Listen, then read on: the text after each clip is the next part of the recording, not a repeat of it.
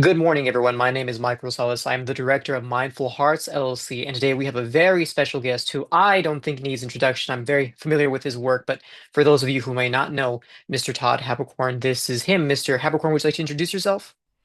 Yeah, happy to be here. Thank you for reaching out and letting me take up some of your Friday. It was a pleasure to see you in 3D last weekend, and I'm glad we were able to connect and chat about a lot of important things under the sun. So happy to be here. Of course. Well, would you like to tell us a little bit about yourself, Mr. Haberkorn? Well, I mean, uh, I primarily I have feet in two different worlds. I think one is the world of the entertainment industry in terms of voiceover, whether it's behind the mic as an actor or on the other side of the recording glass as a director and producer, and uh, have been very honored to do that for longer than the iPhone's been out. And then more recently, less than a year old, is diving into the animal welfare space with our nonprofit foundation, the Humane Beings. So it's if the I'll put it this way. Sometimes when I have some try to find some downtime and try to schedule a lunch with a friend, we have to both bust out our Google calendars and set times like 6 weeks in advance or months in advance. So uh, I like to think of my life outside of just being in the entertainment world and animal welfare is just like I just try to be the best Tetris player I can with schedule. So I think that may be more accurate as I'm just a perpetual Tetris player with time. Yeah. Well, I'm glad that you seem to master this Tetris game that we call life. Oh, there. You know what? I don't know if there's a mastering of it. I think I always try to think that everybody's just trying to do the best they can with the pieces they have in front of them, or that's the goal. I think that we're always that's an ebb and a flow every day, just depending. Of course. Well, as you know from our conversation, this past weekend, Mindful Hearts is designed to change the way we look at mental health. Is to shift the focus. So instead of focusing on mental health, I wanted to focus on this concept called mental wealth, where you view your mind as more of a treasure, as more of a resource than something to be afraid of. So the first question that I wanted to ask you is, what does mental wealth mean to you? Well, I like that concept. That's really cool, Mike. That you take it from a different perspective because I think so much of the progress we make in life comes from being able to look at different challenges and scenarios from a perspective that works for us. And I think that you find that what I find is like, for example, we have a little puppy, and the most productive way to teach her new things and show her new experiences because she's a blank slate is through positive reinforcement. So I think that your idea of mental wealth comes from that idea of positive reinforcement. And I feel like with mental wealth, not being a scholar in those fields, I think just from an observational standpoint, for me, I noticed that the world and almost all the living things in it really thrive when there's a balance. So I guess maybe mental wealth is about trying to strike that balance as best as you can, as often as you can, in as many different subjects of your life as possible. Because I don't think you can consistently have balance with how many different because that would mean that's an extreme. So to have balance all the time is just a different version of an extreme of having no balance. The opposite is having balance all the time. So and I don't think extremes work necessarily. So I think that if you can find um, balance as often as you can, meaning making it something you strive for as opposed to the ultimate goal, maybe it's more sustainable. I don't know. You dance in that field more than I do. No, no, of course. Mental health is, I should say, subjective. It means something different to everyone. For example, to me, mental wealth is more about being able to control your mind, being able to, handle the adversities that you face, when you're anxious, instead of, letting yourself spiral, it's the ability to ground yourself and understand your mind. And, to you, like you were saying, you made these observations, and that's what it means to you. So mental wealth, means different things to different people. Yeah, so it's more of what I subscribe to is the Stoic mindset. So I think Stoicism, the study of Stoicism, what I've found is generally the popular opinion of it is that it's emotionless, when really Stoicism is what you're talking about, which is Mhm. of a balance of the emotions, being able to let you have more control over them than the emotions have over you, basically. Exactly, exactly. So, I know everybody has anxiety. Everybody just has different amounts of it. Do you ever find yourself anxious at times? Oh gosh, yeah. I absolutely because what I think what exacerbates the playing field for me in terms of emotions is that I am constantly having to jump between different emotions on a daily basis in all of the different things that I record. So I'm having to access all these different emotions for different projects, whether they be video games or cartoons or anime or audiobooks or commercials.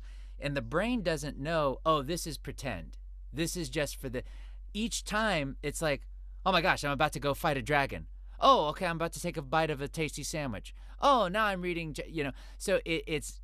So I don't know what that does to me long term, but I am constantly having to make those adjustments, and maybe possibly one of the side effects of that is one of the benefits maybe is that I exercise those emotions often, so hopefully I'm able to navigate them a little smoother than maybe someone who isn't as in tune with them. I don't know. Of course, of course. So when you do find yourself anxious, what are some methods that you use to kind of ground yourself? Are you familiar with the concept of grounding? Yeah. What I try to do is I try to go to a place of gratitude.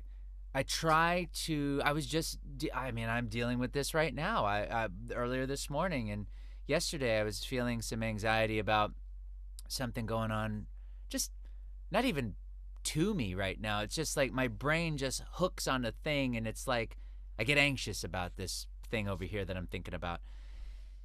And I just try to focus on the positivity that I currently have, the things that are within my control that bring me the gratitude that I was mentioning, and that soothes. I think that soothes, and from that, it's a stepping stone to a place of, hey, I'm trying to do the best I can right now with what's in front of me, and it allays the anxiety just a bit. It doesn't make it go away totally, but it at least it makes it more manageable. No, of course, I understand. A therapist I've spoken to in the past had introduced that sort of concept where she says, well, when you find yourself anxious, tell your brain you're in the here and now. I think it's because when we get anxiety, we tend to focus on maybe the future. You're like, okay, what if this happens tomorrow? What if that happens next week? Oh no, I have this, event going on for my nonprofit. What if it doesn't go right? So you have to tell yourself, okay, I'm going to focus on, June 20th, 11:15 a.m.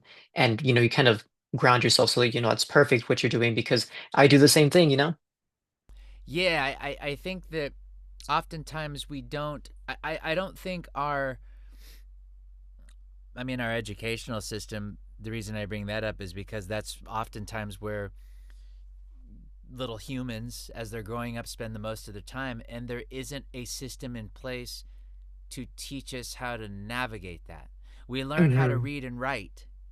We learn history. We learn science. We learn math, but we don't necessarily learn about the things inside of us that are with us every single day, every single moment, inform how we make decisions in so many different ways.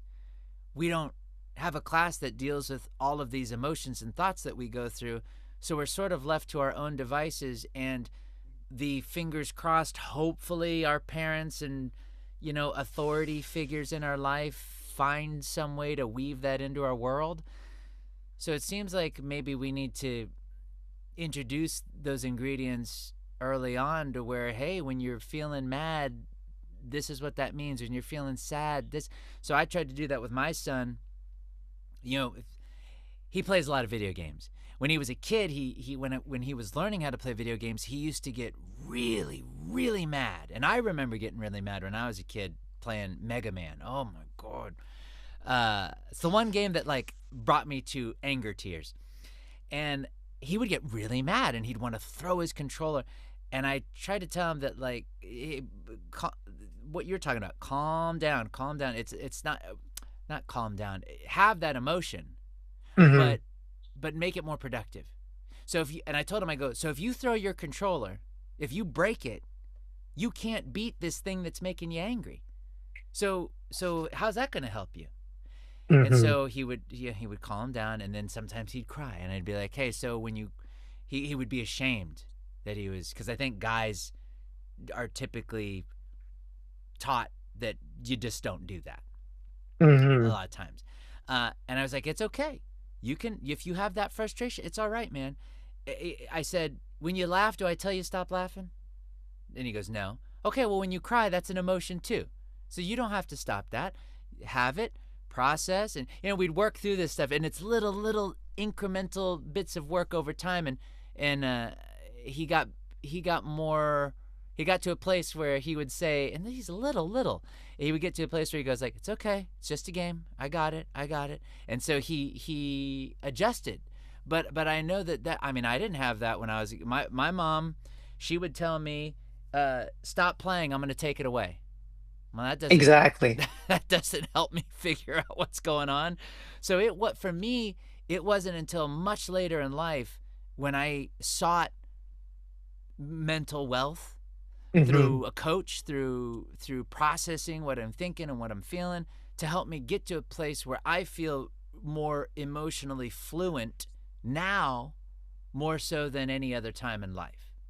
This era, the past handful of years, I would say, I've felt more, I'm still learning. I still make mistakes. I still pop off when I'm angry, and I shouldn't have said that or I shouldn't have done that. But like I was saying earlier, it's not an ultimate goal that we stay at. It's an ebb and a flow, and we always just try to stay in that really curated place of balance and awareness as often as we can.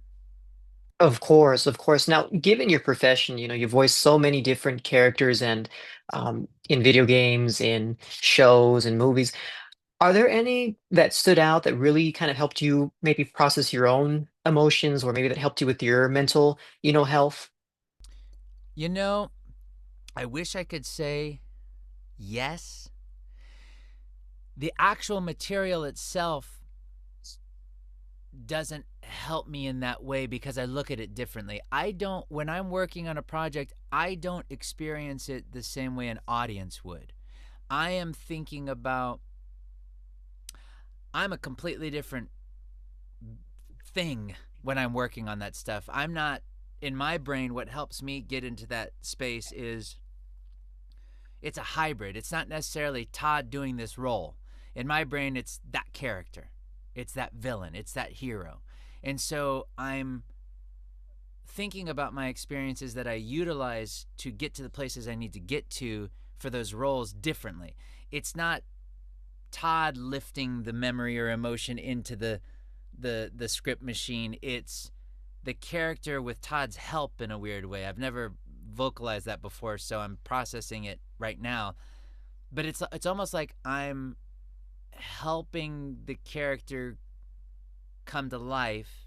So I'm not in a mode where I'm processing stuff for myself. Where I get that is when I'm an audience member and when I'm watching something and I'm lost in the pleasure of watching it. That's when I'm able to think about things for myself and process things for myself. But when I'm actually doing the work, I'm in technician mode. Yeah. No, that makes sense. And so the last question for this part of the interview, do you have any comfort shows or animes that you turn to when life gets a bit, arduous? It's a habit I developed when I was a kid, when I started in stage. That's the work is the comfort because the work was what allowed me to not knowing it then, was what allowed me to escape from whatever issues that I was having in my life to be something that wasn't me. That was where I tinkered and found the comfort. So the byproduct of that is when I'm watching shows, there aren't comfort shows for me really. I don't have comfort. I if anything, I have more comfort music. And I'm not a Okay. big I don't listen to a ton of music because I'm listening to audio all day long. So when I have a moment, it's like I don't want to. My ears are like, we're good. We don't need any stuff right now. But I do find that thinking back when I've gone through things that were a traumatic experience or something that was painful or triggering, maybe I have songs that help me process that, and so though that's when music comes into play and that's when like content comes into play. But other than that, it's really just from the work. Of course, of course. So now for this next part of the interview, I know you have your nonprofit organization called the Humane Beings. Could you tell us a little more about what you all do and the mission of your nonprofit? Sure, yeah. So we're a little bit of a different slant on sanctuary and shelter work because we when I was initially conceiving the Humane Beings, I did think, okay, I want to open up I want to get some land. I want to open up a rescue. I want to have things on it, businesses on it, to where they all synergistically work together. So if there's a vineyard, the sales of that help fund the sanctuary, and maybe there's a B&B on site. And but then I was thinking, man, because we started to dive into it, and when you start thinking about cultivating the land and buying the land and permits and building and staffing, and uh, it's many years and millions of dollars before you've helped a single animal. So I thought, Hmm. well, how can we help animals sooner? And also, that sounds like a huge undertaking where I would have to completely shift my life from where it is now, career-wise, into a area that I have no experience in. I just have a passion for it, but I don't have experience with it. That doesn't sound like a winning combination for anyone, because if I do that and I fail, I've not only failed myself, I've failed the animals. So I'm like, let me think of a way that's sustainable. So I said, how many shelters are there in the U.S.? In the U.S., there are about 5,000. Okay. That's a lot. Each one of those is its own rescue and shelter. And so I said, well, what's the thing that they struggle with the most across the board? They all struggle with funding and they all struggle with marketing because they're busy working on their mission. They're busy taking care of their animals, which is what they should do. But then on top of that, which is these animals are a 24/7 job, on top of that, they're expected to figure out the money and figure out the marketing, getting the word out. There are shelters we've been to and been in contact with that have been around 20 years and still people don't know about them. So I was like, okay, well, why don't we help animals in that way? So let's help these companies. Let's help fund them, give them some funding, and help give them some awareness. So that's our function. Is we focus on raising funds and awareness. We're less than a year old. We're still getting our sea legs, figuring that out. And so I thought that's a way we can help. Now I am an animal lover, and all of our volunteers, we're all volunteer. Everyone involved are animal lovers, and so I'm like, I still want to get my hands dirty. So what we do is we work with an accredited database, and we find rescues that we align with. And what we do is we travel there for a 3-day volunteer weekend. We bring a camera crew, we film it. At the end, we're volunteering, doing whatever they need, and then we film that, and then at the end we make a donation to them, and then we take the footage and we make marketing material for them. So that's our function with these different shelters. We are just starting out. I'm learning about this world as we go, and that's where that anxiety comes in sometimes, is because I'm in uncharted waters, and so I'm trying to learn as I'm trying to fly the plane as we're building it. And so that's been a challenge. And I have to keep in mind that we're less than a year old, and even less than a year old, we've made great strides. We have a lot of progress that we're making.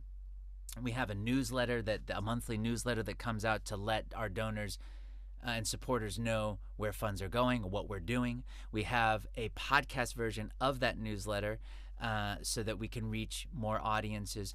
We've got a great website. Our web designer has done an amazing job with that, and we're about to embark on our corporate funding so that we can sustainably ensure that our needs get met so that we can help meet the needs of other shelters. We've done, my goal initially is to do 6 shelter visits a year, which is one every other month right now. We've done 3 already. We're 7 months old. And so we've got 2 more in the books. I want to say we'll be able to do our goal of 6. But even if we can just get to 5, and that's one international visit in there. We're going to Zimbabwe in October Oh, wow. for our year anniversary sanctuary, working with rhinos and elephants and giraffes and such. And so we're making great strides. We have my first children's book that supports the humane beings, Squirm's Big Day, featuring our pup that we lost last year. We have that. We've got. There's a lot of great things going on, and that's what I mean when I try to reference moments of gratitude, because there are moments of frustration in this world when you don't know something, when you're learning about a new thing. There's moments of frustration because there are things you don't know. And so as I'm navigating that and trying to figure all that out, I have to fall back on the fact that we have made a lot of strides. We're very young. We have a lot of support, and we've got great people working with us, and those things are help make an energy shield against the negativity ultimately. So it's thehumanebeings.org is where we're at. Perfect. And what was your inspiration to start the Humane Beings? Well, I've always been an animal lover, but I felt like I wanted to see if I can be more impactful in in a sustainable way. So I love what I do for a job. That's a passion of mine, and I'm very active in that passion. But another passion are these animals, and I wanted to see if there was a way that I could also be impactful in that arena. And so I think this is this the Humane Beings could absolutely be a full-time gig. Um, I don't have the bandwidth for that, so I'm trying to work on it as much as I can and try to get staff that is understanding of that and also aligned with our cause.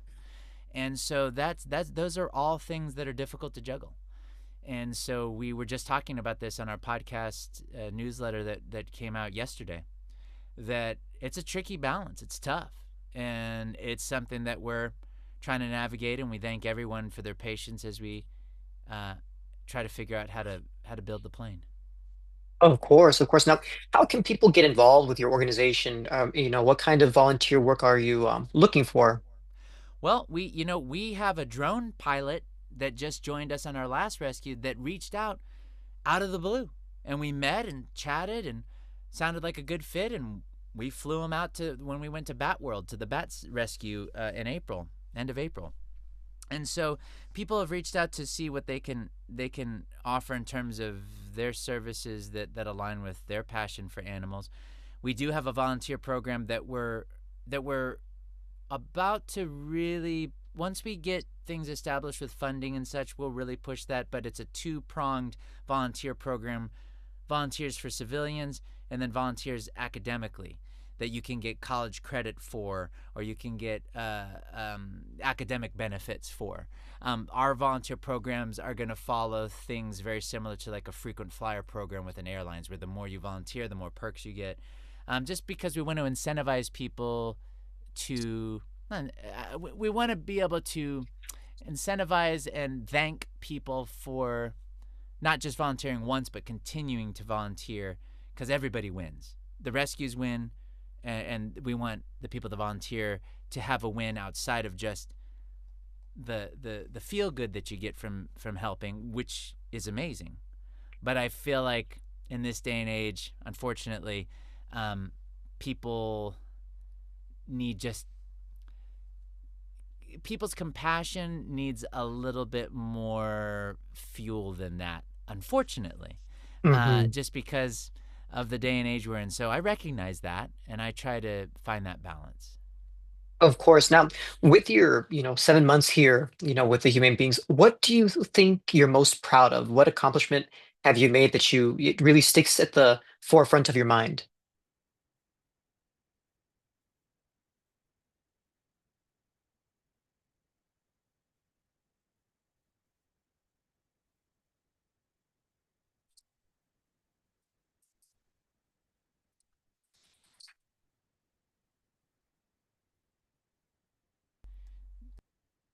The accomplishment that sticks out to me is being able to, yeah, to hit a nerve with folks enough to where they actively chose to support us all over the world. Um, that's amazing, and I want to. What I hope through the humane beings is that we are able to dust off the compassion and empathy that everybody has, but sometimes it's covered up. It's got weeds on it. It's got dust bunnies, and especially with social media, it makes it very easy to strengthen the negative aspects of ourselves as opposed to the empathetic, critical thinking side of ourselves. And so, if we can help uncover that and really reveal that for people, I think that the world will be a better place overall, not only for themselves and their daily travels, but just the world in general. Of course, of course. Now, for our last question, are there any parting words or advice that you would, like to give someone that is going through something, with their anxiety, or maybe if they're depressed? Are there any words of encouragement you'd like to share? Often I get people that reach out and they ask for advice. They're going through a tough time and they're looking for a lighthouse in the sea of turmoil that they're in. And I will say that that is something that I haven't seen before. I'd say the past 5 or so years. The really coming out, actively seeking something outside of themselves. And I would say that speaks to what we talked about earlier, where we haven't been given the tools to self-soothe. We have not been given we have not been taught how to deal with our emotions and process them on our own. So we seek out something else to do that for us, someone else to do that for us. And I think that everybody could benefit from a coach. I give what advice I can just from the life I've lived, but I'm not a trained professional in, as you say, the mental wealth arena. So I would say that it's awesome that they know there's something that they want to get through and they're seeking out some form of that. But I would love to see where people are given the tools to navigate those waters themselves, because at the end of the day, they're responsible for their emotions. No one Mhm. else is. So if they could have the tools that they need to process that themselves, that is ultimately the goal, I feel like. It's kind of like with the humane beings. My goal is a world where we don't need to exist, where no rescues and no shelters need to exist, because animals are respected, they're given their space, they're treated with kindness and empathy and compassion, and we don't need to exist because we don't need to rescue them. I don't think we're going to see that in our lifetime, unfortunately, but that's the goal. So I would say the same thing goes for that. Of course. Well, thank you so much for your time, Mr. Haberkorn, and for sharing your stories, your experiences, and giving that motivation to someone that could really use it. You're a very prominent voice actor. A lot of people look up to you, so I imagine the people watching this are really gonna benefit from it. I hope so. I think one of the gifts that hopefully we can leave behind is inspiring people, and I hope that I can do that in some little microcosmic way. Of course. Well, thank you so much, Mr. Haberkorn. And as you know, Mindful Heart stands with the humane beings, and I hope I can help you in any capacity that I can. I would love it. Thank you, Mike.